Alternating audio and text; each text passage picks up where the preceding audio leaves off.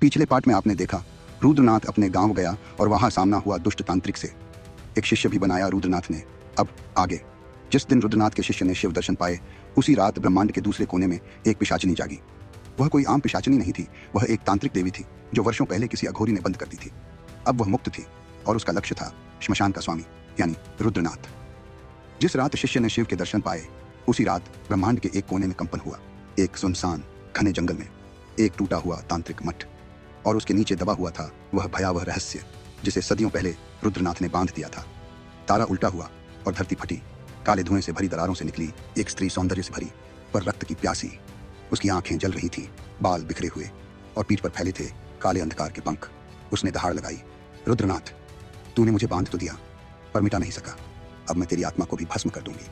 इधर श्मशान में रुद्रनाथ ध्यान में था। अग्नि की लपटों से अचानक एक चेहरा उभरा, महाकाल की छाया। शब्द गूंजे, कालनयिका मुक्त हो गई है, अब उसका मार्ग तेरे शिष्य की ओर है।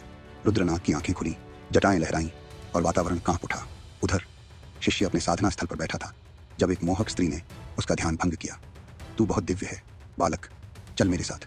उसकी आवाज में मिठास थी लेकिन आंखों में एक डरावनी चमक। बालक ने आंखें बंद की और मंत्र जपने लगा। जैसे ही शब्द पूरे हुए, वह स्त्री बदल गई।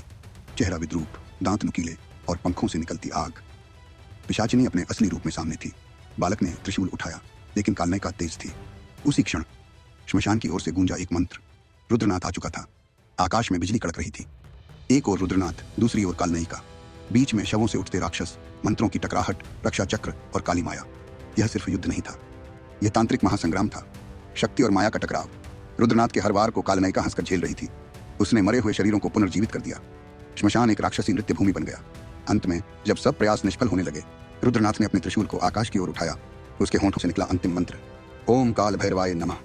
त्रिशूल से निकली शिवज्वाला इतनी प्रचंड थी कि अंधकार चीख पड़ा। कालनयिका उसी क्षण जल उठी। उसकी चीखें ब्रह्मांड तक पहुंची और फिर एक मौन। जहां वह खड़ी थी अब सिर्फ राख थी, और वहीं खड़ा था रुद्रनाथ, शांत, स्थिर और चेतना से परे।